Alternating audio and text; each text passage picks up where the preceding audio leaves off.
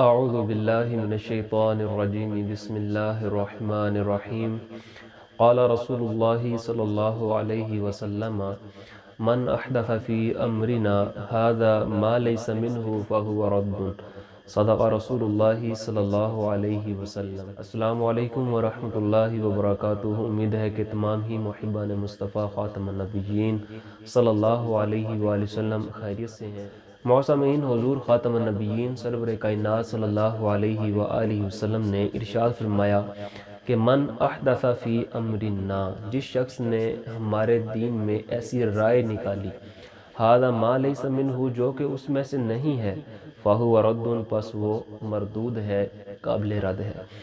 تو حضور والا ایک حدیث مبارکہ آپ نے بہت سنی ہوگی، مشکوٰۃ شریف کی حدیث مبارکہ ہے کہ کل بدعت ضلالہ کل ضلالہ فی النار، ہر بدعت گمراہی ہے، ہر گمراہی جہنم میں لے کے جانے والی ہے۔ تو یہاں پہ آج ہم نے یہ بات سمجھنی ہے بغور کہ کیا واقعی ہی ہر بدعت ہی گمراہی ہے، یا پھر وہ ہر کون سی بدعت ہے جو گمراہی میں لے کے جانے والی ہے؟ کیا اس کے علاوہ کچھ بدعات اور بھی ہیں جو کہ حدیث سے ثابت ہیں، جن کے کرنے سے انسان گناہ گار نہیں ہوتا، گمراہ نہیں ہوتا اور جہنم میں نہیں جاتا؟ تو یہ آج کا موضوع ہمارا بدعت ہے، اس کو بخوبی سمجھ لیجئے تاکہ بہت ساری غلط فہمیاں جو ہیں وہ دور ہو سکیں۔ تو معصومین، لفظ بدعت جو ہے یہ بدعن سے نکلا ہے۔ بدعن کا مطلب ہوتا ہے ابتداء، اور لغوی معنی کے اعتبار سے دیکھا جائے تو بدعت کا لغوی معنی ہے نیا کام اور نئی چیز، اور تعریف اس کی یہ ہے کہ ایسا نیا کام اور ایسی نئی چیز جس کی پہلے اصل موجود نہیں ہے، یعنی کہ وہ نیا کام ایجاد کیا گیا ہو جو کہ پہلے موجود نہیں تھا، اس کی کوئی حقیقت موجود پہلے نہیں تھی، بعد میں ایجاد کیا گیا، تو یہ ہوتا ہے بدعت اصطلاحی معنی کے اعتبار سے۔ تو اسی طرح حضور والا اگر ہم شرعی اعتبار سے اس کی تعریف کرتے ہیں بدعت کی، تو وہ یہ ہے کہ حضور خاتم النبیین محمد مصطفیٰ صلی اللہ علیہ وآلہ وسلم کے اس دنیا سے ظاہری طور پر پردہ فرما جانے کے بعد ایسے اعتقاد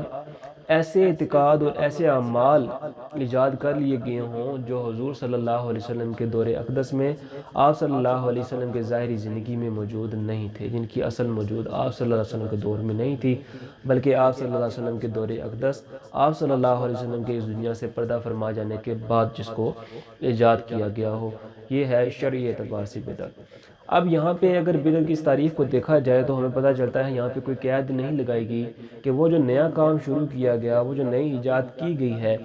وہ دینی اعتبار سے ہے یا پھر دنیاوی اعتبار سے۔ تو اس سے یہ پتہ چلا کہ تعریف آسان لفظوں میں اگر آپ کے گوش گزار کروں تو وہ یہ ہے کہ حضور نبی مکرم سرور کائنات خاتم النبیین محمد مصطفیٰ صلی اللہ علیہ وآلہ وسلم کے دنیا سے پردہ فرما جانے کے بعد بظاہراً کوئی بھی ایسا کام جو دنیاوی اعتبار سے ہو یا پھر دینی اعتبار سے ہو، جو حضور صلی اللہ علیہ وسلم کی ظاہری زندگی میں نہیں تھا، آپ صلی اللہ علیہ وسلم کی زندگی کے بعد اس کو بظاہراً آپ صلی اللہ علیہ وسلم کی ظاہری زندگی کے بعد اس کو ایجاد کیا گیا، تو یہ بدعت ہے۔ تو معصومین، بدعت کو سمجھنے کے لیے کہ اس کی کیا اور اقسام موجود ہیں جو کہ ہمیں گمراہی سے بچا سکتی ہیں، آج کے دور میں بھی جو کہ ہر ایک کام نئے سے نیا آ رہا ہے، ہم دنیاوی اعتبار سے اگر دیکھیں تب بھی، اور دینی اعتبار سے اگر ہم حضور نبی مکرم صلی اللہ علیہ وسلم کے دور کے ساتھ اپنی زندگی کے تمام معاملات کے ساتھ موازنہ کر کے دیکھیں جو کہ ظاہراً اب دنیا کی صورتحال ہے، وہ تو بالکل مختلف ہے۔ تو پھر آج کے دور میں کیا کوئی بندہ اس بدعت کے اعتبار سے جو کہ ایک ہی حدیث بیان کرنے کے قائل ہے کہ کل بدعت ضلالہ کل ضلالہ فی النار، ہر بدعت گمراہی، ہر گمراہی جہنم میں لے کے جانے والی، کیا خود بچ سکتے ہیں اس ضمن سے کہ خود بھی جہنم سے بچ جائیں؟ کیونکہ آج کے دور میں تو کافی ساری نئی چیزیں جو ہیں وہ ایجاد ہو چکی ہیں، دنیاوی اعتبار سے بھی اور دینی اعتبار سے بھی۔ تو حضور والا اس بات کو سمجھنے کے لیے پہلے آپ کے گوش گزار ایک حدیث مبارکہ کرنے لگا۔ مسلم شریف میں، سنن نسائی میں اور ریاض الصالحین میں یہ حدیث مبارکہ لکھی ہوئی ہے کہ حضور خاتم النبیین محمد مصطفیٰ صلی اللہ علیہ وسلم کے غلام، آپ صلی اللہ علیہ وسلم کے صحابہ آپ صلی اللہ علیہ وسلم کے سامنے تشریف فرما تھے کہ حضور نبی مکرم صلی اللہ علیہ وسلم نے وہاں پر کچھ ایسے لوگوں کو دیکھا کہ جن کے پھٹے ہوئے اون کے کپڑے جسم پر تھے۔ تو وہاں پہ حضور نبی مکرم خاتم النبیین محمد مصطفیٰ صلی اللہ علیہ وآلہ وسلم نے صدقہ دینے کی ترغیب دی، لیکن کوئی بندہ وہاں پہ اٹھانا۔ تو پھر آپ صلی اللہ علیہ وسلم کے چہرے مبارک پر غصے کے، غضب کے آثار ظاہر ہوئے، تو پھر ایک صحابی رسول صلی اللہ علیہ وسلم اٹھتے ہیں اور اپنے گھر جاتے ہیں اور رقم کی اتنی بھاری تھیلی اٹھا کے لاتے ہیں جو ان سے اٹھانا بڑی مشکل تھی، لیکن انہوں نے اٹھائی ہوئی اور رکھی۔ تو پھر لوگ اٹھتے گئے، آتے گئے، مال رکھتے گئے، جاتے گئے، تو پھر حتیٰ کہ ایک بہت بڑا ڈھیر لا دیا۔ حضور نبی مکرم صلی اللہ علیہ وسلم نے جب اس ڈھیر کو دیکھا جو کہ صدقہ کی غرض سے اکٹھا کروایا گیا، تو ریاض صالحین کے الفاظ ہیں کہ حضور خاتم النبیین محمد مصطفیٰ صلی اللہ علیہ وسلم کا چہرہ مبارک کس طرح چمک اٹھا جس طرح کہ سونا چمکتا ہے۔ حضور نبی مکرم سرور کائنات صلی اللہ علیہ وسلم نے پھر ارشاد فرمایا کہ جو بندہ دین میں نیکی کا کام شروع کرتا ہے، جتنے بندے بھی اس کے اوپر عمل کریں گے ان سب کا ثواب اس کو ملے گا جس بندے نے شروع کیا ہے، اور باقیوں کے ثواب میں کوئی کمی نہیں ہوگی۔ اور پھر جس بندے نے گناہ کا کام شروع کیا، جتنے بندے بھی اس کے اوپر عمل کریں گے ان سب کے گناہوں کا کھاتا اس بندے کے کھاتے میں آئے گا جس نے شروع کیا ہے، اور باقیوں کے گناہوں میں کوئی کمی نہیں۔ ایک اصول قاعدہ ہمیں پتہ چل جاتا ہے کہ حضور نبی مکرم سرور کائنات صلی اللہ علیہ وسلم نے قیامت تک کے لیے یہ، کیونکہ حدیث آپ صلی اللہ علیہ وسلم کا فرمان ہمیں کام آتے ہیں، ہماری تربیت کرتے ہیں، ہمیں سیدھے راستے دکھاتے ہیں کہ کوئی بندہ بھی نیکی کا کام جو شروع کرے گا اس کے اوپر جتنے عمل کرنے والے ہوں گے ان سب کے ثواب کے برابر اس بندے کو ثواب ملے گا جس نے شروع کیا ہے۔ اور اسی طرح گناہ کا سلسلہ ہے، جس نے گناہ کا کام شروع کیا۔ تو معاذ یہاں پہ کوئی قید بھی نہیں لگائی گئی کہ یہ وہ جو نیکی کا کام شروع کیا گیا ہے، اس حدیث مبارکہ میں کہیں یہ قید نظر نہیں آ رہی کہ آپ صلی اللہ علیہ وسلم نے ارشاد فرمایا کہ جو اس دور میں ہی، جو کہ میرا دور ہے، ظاہری زندگی جو میری ہے، اس میں جو بندہ نیکی کا کام یا برائے کام کرے گا اس کے کھاتے میں گناہ یا ثواب کا حصہ آئے گا، بلکہ قیامت تک کے لیے کوئی بھی بندہ نیکی کا کام شروع کرے گا یا برائی کا کام شروع کرے گا اس کے ساتھ وہ معاملہ ہوگا۔ اور اس کی ہمیں بہترین مثال یہاں سے ہی ملتی ہے کہ بخاری شریف کے حدیث مبارکہ ہے۔ حضرت عبد الرحمن بن عبد القاری فرماتے ہیں کہ میں ایک دن حضرت عمر بن خطاب، حضرت عمر فاروق رضی اللہ تعالیٰ عنہ کے ساتھ ایک دفعہ جا رہا تھا کہ رات کے وقت صحابہ کرام کچھ الگ الگ اپنی نماز پڑھ رہے تھے اور کچھ ایک امام کے پیچھے نماز پڑھ رہے تھے، یعنی کچھ جماعت کے ساتھ نماز پڑھ رہے تھے، کچھ اکیلے پڑھ رہے تھے۔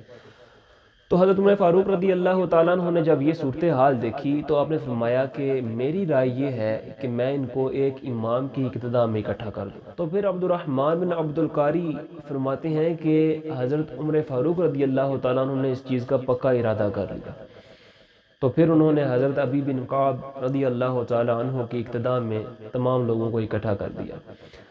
تو پھر حضرت عبد الرحمن بن عبد القاری فرماتے ہیں کہ اگلی رات جب میں حضرت عمر فاروق رضی اللہ تعالیٰ عنہ کے ساتھ گزرا تو آپ کیا دیکھتے ہیں کہ تمام لوگ ایک ہی امام کی اقتداء میں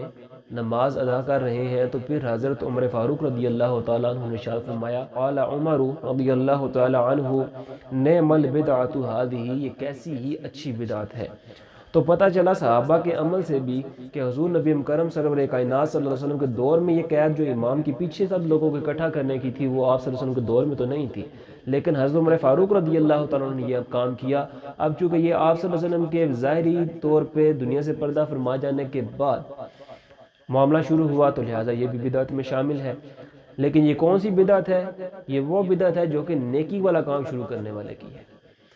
تو آپ نے خود ارشاد فرمایا عمر فاروق رضی اللہ تعالیٰ عنہ نے کہ نعم البدعۃ ھذہ، یہ کیسی ہی اچھی بدعت ہے۔ تو آج تک بلکہ قیامت تک جتنے لوگ اس طرح اس کے اوپر عمل کرتے جا رہے ہیں ان سب کے ثواب کا جو سلسلہ ہے وہ جاری ہے، ثواب جاریہ ہے حضرت عمر فاروق رضی اللہ تعالیٰ عنہ کی طرف،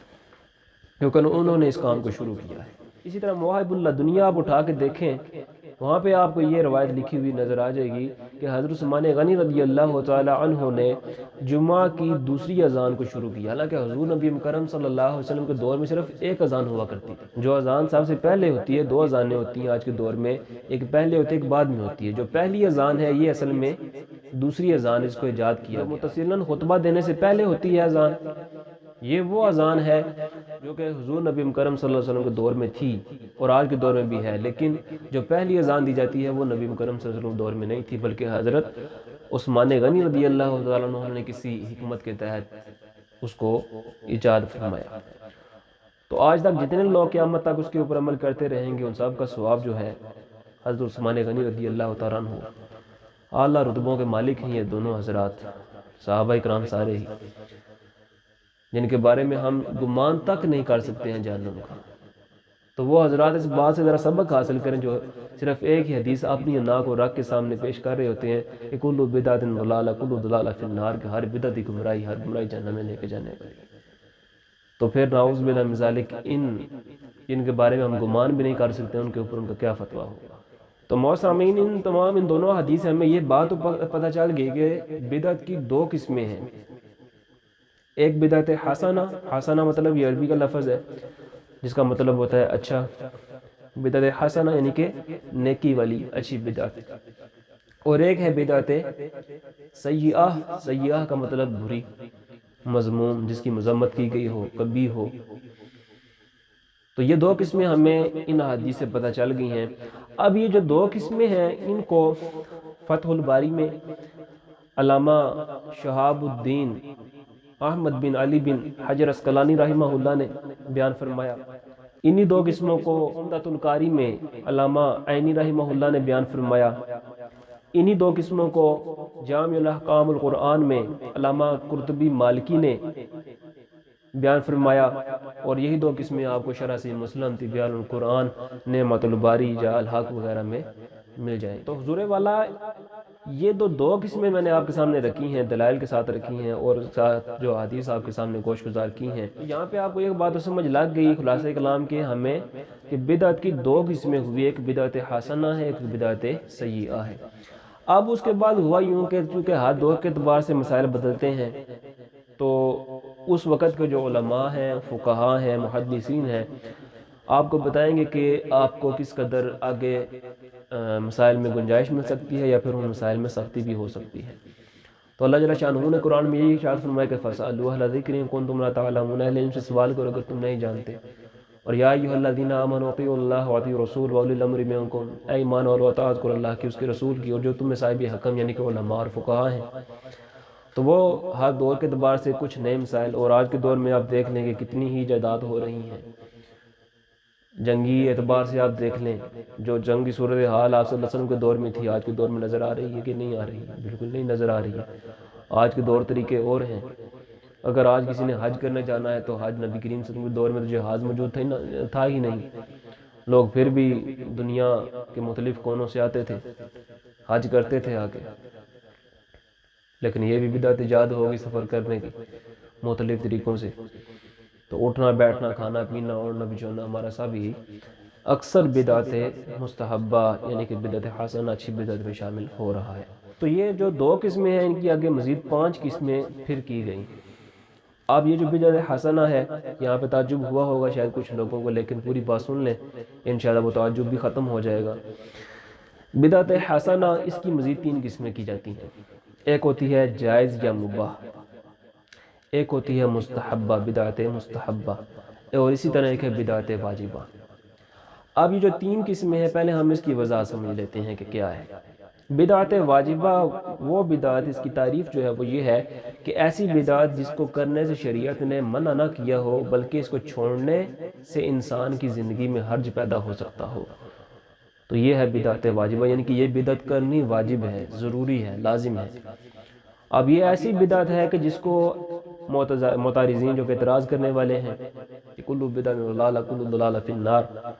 ہر بدعت گمراہی، ہر گمراہی جہنم میں لے کے جانے والی ہے، وہ خود یہ بدعت کر رہے ہیں۔ کیونکہ حضور نبی مکرم صلی اللہ علیہ وسلم کے دور میں تو درس نظامی نہیں تھی ہوا کرتی جس انداز سے اب ہو رہی ہے۔ تو آپ دیکھ لیں کہ ہر مکتبہ فکر ہی وہ درس نظامی کروا رہا ہے۔ درس نظامی میں ابتدائی کلاسوں میں ایک کتاب پڑھائی جاتی ہے، اس کا نام ہے گرامر کی کتاب ہے نحو۔ اب یہ جو نحو، نون ح اور واو، نحو، اب یہ جو نحو کی کتاب ہے یہ کیوں پڑھی جاتی ہے؟ شریعت کو سیکھنے کے لیے قرآن و حدیث کا علم ہونا ضروری ہے۔ اب قرآن اور حدیث کو سمجھنے کے لیے آپ کے پاس گرامر کا علم ہونا ضروری ہے، نحو کا علم ہونا ضروری ہے۔ تو چونکہ علم شریعت کو سیکھنا واجب ہے، تو اسی طرح پھر جس نے قرآن و حدیث کو سمجھنا ہے تو اس کے لیے پہلے شریعت کو سمجھنے کے لیے قرآن و حدیث سمجھنا ہوگا۔ قرآن و حدیث کو سمجھنا موقوف ہے نحو کے اوپر، تو لہٰذا نحو کو سیکھنا جو ہے یہ واجب ہوا، چونکہ اگر آپ اس کو نہیں سیکھیں گے تو آپ پھر نہ قرآن و حدیث کو سمجھ سکیں گے اور نہ ہی شریعت کے تقاضوں کو پورا کر سکیں گے۔ تو پتہ چلا کہ یہ جو بدعت ہے نحو کی یہ واجب ہوئی۔ اسی طرح اگر آپ جرح و تعدیل کا معاملہ دیکھ لیں، اصول حدیث کو دیکھ لیں، اس میں آپ نے صحیح حدیث کو الگ کرنا ہے، ضعیف کو الگ کرنا ہے، تو وہ کیسے کریں گے؟ وہ آپ کو اصول حدیث پڑھنی پڑے گی، اس کے اوپر آپ کا موقوف ہے اس کو حدیث کو سمجھنا، اس کے اعتبار سے پھر آگے شرعی مسائل اخذ ہوتے ہیں۔ اصول حدیث کا فقہ کے ساتھ بہت بڑا تعلق ہے۔ تو یہ جو درس نظامی کا سلسلہ ہے یہ تقریباً ہر مکتبہ فکر ہندوستان اور پاکستان میں کر رہا ہے۔ اگر آپ دیگر کنٹریز میں چلے جائیں تو وہاں پہ یونیورسٹی لیولز آ جاتے ہیں، وہاں پہ انہوں نے سب ڈویژن کر دی ہوتی ہے کورسز کی، ڈپلوما، سرٹیفکیٹس اور اس طرح کے مختلف کیٹیگریز انہوں نے بنائی ہوئی ہیں، لیکن تعلیم تو یہی ہوتی ہے۔ آپ صلی اللہ علیہ وسلم کے دور میں تو یہ کالج یونیورسٹی تو نہیں تھی ہوا کرتی، تو علم سیکھنا بھی فرض ہے، تو پھر آپ کیسے سیکھیں گے اگر یہاں پہ نہیں جائیں گے؟ ہے تو یہ بھی بدعت ہے۔ یہاں پہ یہ بات سمجھ میں آ گئی کہ بدعت کی جو بدعت حسنہ میں کچھ بدعت ایسی بھی ہیں جو کہ کرنی لازم ہیں، لیکن کیونکہ ان کے بغیر ہم اگر وہ نہیں کریں گے تو دین میں ہمارے معاملات میں حرج پیدا ہوتا ہے۔ اب اگر ہم ہر گمراہی میں لے کے آ جائیں ہر بدعت کو ہی، تو پھر جو مدارس میں پڑھا رہے ہیں، جو متعارضین ہیں وہ خود پڑھا رہے ہیں، مدارس میں پڑھ رہے ہیں، وہیں سے عالم بن رہے ہیں، اگر وہ خود ہی ہر بدعت گمراہی ہے تو وہ خود ہی گمراہ، تو پھر کسی کی رہنمائی کو کوئی کیسے کر سکتا ہے جس کی اپنی رہنمائی نہ ہوگی؟ کسی کو راہ راست پہ کیسے لے کے آئے گا جو کہ خود راہ راست پہ نہ ہو؟ تو حضور والا یہ کوئی تنقید کرنا مقصد نہیں ہے، لیکن حقیقت کو واضح کرنا مقصد ہے کہ حدیث اور بھی ہیں، صرف اپنی انا کو سامنے رکھ کے ہم باقی حدیث کو چھوڑ دیں، یہ کسی انصاف کا تقاضا نہیں ہے۔ تو اسی طرح حضور والا ایک بدعت مستحبہ ہے، مستحب یعنی کہ ایسا کام جو کریں تو ثواب ہے، نہ کریں تو گناہ نہیں ہوتا ہے۔ اب بدعت مستحبہ یعنی کہ ایسی بدعت جس کو کریں گے تو ثواب ہے، نہیں کریں تو گناہ نہیں ہوگا، لیکن اگر کوئی بندہ چھوڑتا ہے تو وہ ثواب جو اس کو کرنے سے ملے گا، ثواب سے ضرور محروم رہے گا لیکن گناہ گار نہیں ہوگا۔ دینی مدارس کا قیام کرنا کہ لوگوں کو وہاں پہ اکٹھا کیا جائے، دین کی تعلیم دی جائے، کھلی زمینوں میں بھی دی جا سکتی ہے، مدارس کا قیام ضروری ہے۔ اس سال میں یہ کتابیں پڑھنی ہیں، اس سال میں یہ کتابیں پڑھنی ہیں، اور اس کے بعد اس سال میں آپ نے یہ کتابیں پڑھ کے اس کے بعد اس کے امتحانات دینے ہیں، اس کی دستار بندی وغیرہ پھر آخر میں ہونی ہے، سارے معاملات۔ تو یہ آپ کے دور میں تو نہیں تھے۔ اور اسی طرح پھر محفل میلاد کا ذکر ہے، یہ بھی بدعت مستحبہ میں شامل ہے۔ اس میں جو امور کیے جاتے ہیں اگر ان کو انفرادی طور پہ دیکھا جائے، قرآن کی تلاوت کی جاتی ہے، ذات خود سنت ہے، بدعت کا تصور اس میں ہے ہی نہیں ہے۔ پھر اس کے بعد نعت خوانی ہوتی ہے، نبی کریم صلی اللہ علیہ وسلم کی نعت خوانی سننا، نعت سننا آپ صلی اللہ علیہ وسلم کی سنت ہے، صحابہ اکرام کی سنت ہے نعت پڑھنا، اس میں بدعت کا تصور ہی نہیں ہے۔ پھر اسی طرح درود و سلام پڑھنا، قرآن میں اللہ جل شانہ نے حکم دیا ہے، بدعت کا تصور ہی نہیں ہے۔ کھانا کھلانا ترغیب سے حاصل کہ حدیث سے آپ کو ملے گی یہاں سے۔ انفرادی طور پہ ہر ایک کام جو محفل میلاد میں کیا جا رہا ہوتا ہے وہ سنت ہی ہے، لیکن ان سب چیزوں کو ہم جب ایک جگہ پہ اکٹھا کر لیتے ہیں، لوگوں کو اکٹھا کرتے ہیں، اجتماع ہوتا ہے، وہاں پہ لوگ آتے ہیں اور دین کی تعلیم سیکھتے ہیں، آپ صلی اللہ علیہ وسلم کے خصائل فضائل اور مناقبات کا ذکر ہوتا ہے، وہاں پہ حضور نبی کرم صلی اللہ علیہ وسلم کی حقیقت کی محبت کی جو حقیقت ہے، آپ صلی اللہ علیہ وسلم کی نسبت کی جو حقیقت ہے، اس کو لوگوں کے سامنے واضح کیا جاتا ہے تاکہ لوگ سیکھیں اور عمل کریں، آپ صلی اللہ علیہ وسلم کی محبت کو جانیں، ناموس رسالت ہے کیا ہے اس کے بارے میں علم حاصل کریں، تاکہ آج کے دور میں جو نت نئے گستاخ اٹھتے چلے جا رہے ہیں ان کو نیچے بٹھایا جائے، ان کے گلے کاٹے جائیں، ان کو کیفر کردار تک پہنچایا جائے۔ اگر یہ محافل نہیں ہوں گی تو لوگوں میں کیسے اس چیز کا شعور پیدا ہوگا؟ آج کے دور میں تو یہ بہت ضروری ہو چکی ہیں، جیسا کہ ہر بندہ ہی جانتا ہے۔ تو یہ جو امور ہے جو کہ نیکی کے کام ہے، اس میں کوئی ایسا کام نہیں ہے جو کہ خلاف شرع ہو، شریعت کے خلاف ہو۔ آج کے دور کی چیز ضرورت بن چکی ہے، تو میلاد النبی صلی اللہ علیہ وسلم کرنا پھر بدعت مستحبہ میں ہوا کہ اگر کرے گا کوئی تو ثواب ہے، اگر نہیں کرے تو وہ گناہ گار بھی نہیں ہوگا۔ یہ نہیں کہ وہ گناہ گار ہوگا، وہ گناہ گار بھی ثواب اس کے کرنے سے ملے گا، اس ثواب سے وہ بندہ محروم رہے گا۔ اور اسی طرح آپ دیکھتے ہیں کہ 6 کلمے یہ یاد کروائے جاتے ہیں بچوں کو، حالانکہ نبی کریم صلی اللہ علیہ وسلم کے دور میں 6 کلمے ان کی جو ترتیب جناب یہ پہلا کلمہ، یہ دوسرا، تیسرا، چوتھا، پنجواں اس طرح نہیں تھے، تو یہ بھی بدعت مستحبہ میں، حالانکہ ہے نیک کام ہے۔ اس لیے آپ مساجد میں جاتے ہیں، حضور نبی کرم صلی اللہ علیہ وسلم نے کیا اذان مائک میں دی تھی، اگر نیکی کے لیے اس کو استعمال کریں تو قار ثواب ہو جائے گا، اگر اس کو برائی کے لیے کریں گے تو وہ گناہ کا سبب ہوگا۔ عمومی طور پہ یہ نا مثال دی جاتی ہے، عمومی طور پہ کہ روشن دان آپ نے رکھا ہوا ہے، وہاں پہ نیت تو کر لو نا، انما الاعمال بالنیات کے اعمال کا دار و مدار نیتوں کے اوپر ہے، کہ وہ ہوا کے لیے تو ہے ہی، لیکن نیت کر لو کہ وہاں سے اذان کی آواز آئے گی، میں اٹھ جاؤں گا نماز پڑھوں گا، اگر وہ نیت کی جا سکتی ہے تو یہاں پہ یہ بھی نیت کی جا سکتی ہے حضرت۔ اعلیٰ ظرفی کی ضرورت ہے، وسعت ذہنی کی ضرورت ہے، باتیں ساری سمجھ میں آ جاتی ہیں۔ حضور نبی مکرم صلی اللہ علیہ وسلم کے دور میں صحابہ کرام نے کبھی اس طرح ویڈیوز بنا کے اپلوڈ کی ہوں یا شیئر کی ہوں یا سبسکرائب کرنے کے لیے چینلز بنائے ہوں کہ لوگ وہاں پہ اکٹھے ہوں؟ تمام چیزیں کیا ہیں کہ آپ صلی اللہ علیہ وسلم کے دور میں تھیں؟ نہیں تھیں۔ تو یہ بدعت کون سی ہوئی؟ بدعت مستحبہ میں ہم اس کو لے کے آئیں گے، کیونکہ نیکی کے لیے انما الاعمال بالنیات، جو کام نیکی کے لیے نیت سے کیا جائے گا وہ پھر نیکی اس کا ثواب ملے گا، اگر برائی کی نیت سے کرے گا تو پھر ظاہر سی بات اس کی برائی ہی ہے، وہ ثواب کا اسباب تو نہیں بن سکتا۔ اور اسی طرح حضور والا ایک بدعت کی قسم مباح ہے۔ مباح وہ کام ہوتا ہے، مباح یا جائز، یعنی کہ دو طرح کے نام اس بدعت کے رکھے جاتے ہیں، بدعت جائز اور بدعت مباح، یعنی کہ ایسا کام اگر کوئی بندہ کرتا ہے نہ ثواب ہے اور نہ گناہ ہے۔ جس طرح ہم مختلف قسم کے کھانے وغیرہ کھاتے ہیں، بریانی وغیرہ کھاتے ہیں، جنگلی پلاؤ، نبی کریم صلی اللہ علیہ وسلم کے دور میں کیا یہ چیزیں تھیں؟ اسی طرح آپ جناب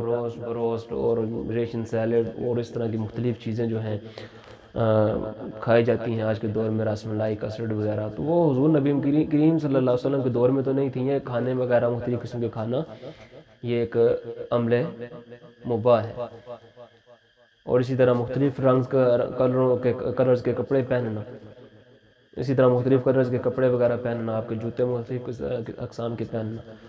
جو کہ آپ صلی اللہ علیہ وسلم کے دور میں نہیں تھے، استعمال نہیں تھے ہوتے، یہ مباح میں آتی ہیں، یعنی کہ اگر آپ ایسا امور کرتے ہیں تو اس میں نہ ثواب ہے نہ گناہ ہے، آپ کی ضرورت ہے اس کو پورا آپ کر رہے ہیں۔ سنت کے مطابق اگر لباس پہنیں گے تو اس کا ضرور ثواب ہے۔ تو یہ تھی تین قسمیں حضور والا، واجب، جائز یا مباح اور بدعت مستحبہ۔ اس کے بعد ہم جو بدعت سیئہ ہے، جو کہ بری بدعت ہے، جو کہ ہر اس چیز میں آئے گی جو گمراہی میں لے کے جانے والی ہے، یہ جو دو حدیث آپ کے سامنے پیش کی گئی ہیں وہ بدعت سیئہ کے حوالے سے، نہ کہ بدعت حسنہ کے حوالے سے۔ کل بدعت ضلالہ کل ضلالہ فی النار، ہر بدعت گمراہی، ہر گمراہی جہنم میں لے کے جانے والی ہے۔ اب اس کی بات آئی، یا پھر آپ صلی اللہ علیہ وسلم نے جو یہ ارشاد فرمایا کہ من احدث فی امرنا ھذا ما لیس منہ فہو رد، جس نے ہمارے دین میں ایسی رائے نکالی جو کہ دین میں سے نہیں ہے وہ قابل رد ہے۔ یہاں پہ اس کی دو قسمیں ہیں، جو بدعت سیئہ ہے اس کی آگے مزید دو قسمیں آتی ہیں، ایک مکروہ ہوتی ہے اور ایک ہوتی ہے حرام۔ اب جو کہ مکروہ جو ہے اس کی تعریف یہ ہے کہ ایسا عمل جس کے کرنے کی وجہ سے کوئی سنت ترک ہو جائے، تو یہ ہوتی ہے بدعت مکروہ۔ اب جو کہ بدعت مکروہ نے ہم نے یہ لفظ استعمال کیا، یہاں پہ تھوڑی سی بات سمجھیے گا کہ مکروہ کی دو قسمیں ہوتی ہیں، ایک ہوتا ہے مکروہ تحریمی اور ایک ہوتا ہے مکروہ تنزیہی۔ تحریمی وہ کام ہوتا ہے کہ اگر ایک دفعہ کیا جائے تو صغیرہ گناہ، عادت بنا لے تو کبیرہ گناہ ہو جاتا ہے، یعنی کہ حرام ہو جاتا ہے۔ اور اسی طرح تنزیہی وہ کام ہے جس کو اسلام ناپسند کرتا ہے لیکن بندہ گناہ گار نہیں ہوتا ہے، یہ مکروہ میں شامل ہے۔ اور اگر ایسی سنت ترک ہوئی جو کہ مؤکدہ ہے، جس کی تاکید کی گئی ہے کہ وہ کرنی ہے، ضروری ہے، ایسی سنت اگر ترک ہو جاتی ہے تو پھر اس سے مراد وہ بدعت ہے جو کہ مکروہ تحریمی میں آتی ہے، حرام کے نزدیک آتی ہے۔ اگر ایک دفعہ کی تو چھوٹا گناہ، عادت بنا لے تو کبیرہ گناہ ہو جاتا ہے۔ تو گناہ کا کام اگر کریں گے ظاہر سی بات ہے وہ جنت میں لے کے جانے والا نہیں ہے، انسان عذاب کا مستحق ہو سکتا ہے، وہ دنیا میں بھی ہو سکتا ہے اور آخرت میں جہنم کے اعتبار سے بھی ہو سکتا ہے۔ اور اسی طرح اگر ایسی بدعت ایجاد کی گئی مکروہ جو کہ تنزیہی ہے، جس سے ایسی سنت ترک ہوگی جو کہ غیر موقدہ ہے، جس کی اتنی تاکید نہیں کی گئی ہے، اگر ایسی سنت اٹھ گئی اس کی وجہ سے تو پھر وہ جو بدعت ہے مکروہ تنزیہی میں آئے گی کہ اسلام اس کو ناپسند کرتا ہے۔ مثال کے طور پر جیسے ہم السلام علیکم ورحمۃ اللہ کی جگہ پہ ہیلو ہائی کہہ رہے ہوتے ہیں، جزاک اللہ خیرہ کی جگہ پہ، حالانکہ سیاستہ کی یہ حدیث مبارکہ ہے کہ آپ صلی اللہ علیہ وسلم شاہد میں کہ بہترین شکریہ ادا کرنے کا طریقہ یہ ہے کہ آپ جزاک اللہ خیرہ کہیں۔ تو یہاں پہ کیا ہو رہا ہوتا ہے؟ تھینک یو، ٹھیک ہے، آگے موسٹ ویلکم وغیرہ، ٹھیک ہے، جاتے ہوئے ہمیں اللہ حافظ کہنا چاہیے، فی امان اللہ کے الفاظ استعمال کرنے چاہیے، کوئی دعائے کلمات کہنے چاہیے، ٹھیک ہے، یہاں پہ جناب ٹاٹا اور bye bye, see you off اور اس طرح کے مختلف پتہ نہیں کون کون سے الفاظ استعمال کیے جا رہے ہوتے ہیں۔ اپنے آپ کو احساس کمتری سے نکالنا ہوگا ہمیں، تو پھر ہمیں سنتیں بھی سمجھ آئیں گی، ہم سنتوں کے اوپر قیام بھی کرنے والے ہوں گے۔ تو حضور والا یہ جو حدیث میں نے آپ کے سامنے پیش کی ہے، ہمیں یہ پتہ چلا کہ بدعت حسنہ اور بدعت سیئہ میں فرق کیا ہے، اور اسی طرح بدعت سیئہ کی ایک قسم حرام ہے جس سے واجب کوئی ترک ہو جاتا ہے۔ ایسی بدعت جس سے کوئی واجب ترک ہو جائے، یہ ہوتی ہے بدعت حرام۔ تو اب تک ہم نے حضور والا جو دو قسمیں سمجھ لی ہیں، بدعت حسنہ اور بدعت سیئہ کے ضمن میں، اور اس کی آگے ڈیٹیل ہم نے کی۔ جو 5 قسمیں بدعت کی آپ کے گوش گزار میں نے کی ہیں، یہ آپ کو مرقات المفاتیح میں بھی مل جائیں گی۔ فتح الملہم میں دیوبند کے مشہور عالم شیخ شبیر احمد عثمانی نے بھی یہی 5 قسمیں ذکر کی ہیں اپنی کتاب میں۔ ہدیۃ المہدی میں غیر مقلدین کے مشہور عالم وحید الزمان نے یہ قسمیں اس کی 4 ذکر کی ہیں، اور اس کے بعد نجدیوں کے مشہور عالم نے نیل الاوتار میں یہ اس کی 5 قسمیں فتح الباری سے نقل کر کے ذکر کی ہیں، اور فتح الباری میں علامہ حافظ شہاب الدین احمد بن علی بن حجر اسقلانی رحمہ اللہ نے یہ 5 قسمیں ذکر کی ہیں، اور یہی 5 قسمیں آپ کو جال حق میں بھی مل جائیں گی، شرح صحیح مسلم، بیان القرآن اور نعمت الباری میں بھی ذکر کی گئی ہیں۔ تو حضور والا اب تک کا جو خلاصہ کلام ہے وہ یہ ہے کہ ہم نے بدعت کی جو تعریف کی ہے کہ بدعت کا لغوی معنی یہ ہے کہ نیا کام، نئی چیز جو کہ حضور خاتم النبیین صلی اللہ علیہ وسلم کے دور اقدس میں نہیں تھا، آپ صلی اللہ علیہ وسلم کے دور میں کے بعد ایجاد ہوا، اور پھر ہم نے حدیث کی روشنی میں ہم نے بدعت سیئہ اور بدعت حسنہ کی بات کی، اور سیئہ کی ہم نے 2 قسمیں کی، مکروہ اور بدعت حرام، اور پھر حسنہ کی 3 قسمیں آپ گوش گزار کی، بدعت مستحبہ، بدعت جائز یا مباح، یا ایک قسم ہم نے یہ کی تیسری جو تھی کہ بدعت واجبہ۔ اب یہ 5 قسمیں آپ کے گوش گزار کی، جس کو کہ ہر مکتبہ فکر، چاہے وہ دیوبند سے تعلق رکھنے والا ہے یا پھر غیر مقلد ہے یا پھر نجدی ہیں یا پھر اہل سنت سے تعلق رکھنے والے بریلوی حضرات،